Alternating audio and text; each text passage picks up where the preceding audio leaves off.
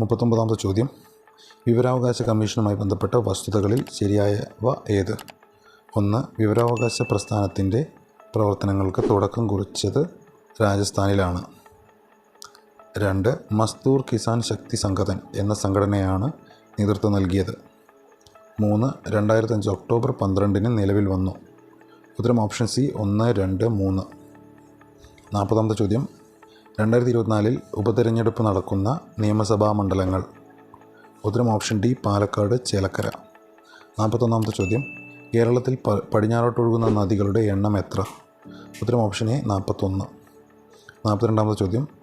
2 സംസ്ഥാനങ്ങളുമായി അതിർത്തി പങ്കിടുന്ന കേരളത്തിലെ ഏക ജില്ല ഏത്? ഉത്തരം ഓപ്ഷൻ ഡി വയനാട്. 43-ാമത്തെ ചോദ്യം. കേരളത്തിലെ ആദ്യത്തെ ജലവൈദ്യുത പദ്ധതി ഏതാണ്? ഉത്തരം ഓപ്ഷൻ ബി പള്ളിവാസൽ. 44-ാമത്തെ ചോദ്യം. കേരളത്തിലെ ഏറ്റവും കൂടുതൽ കാണപ്പെടുന്ന മണ്ണിനം ഏത്?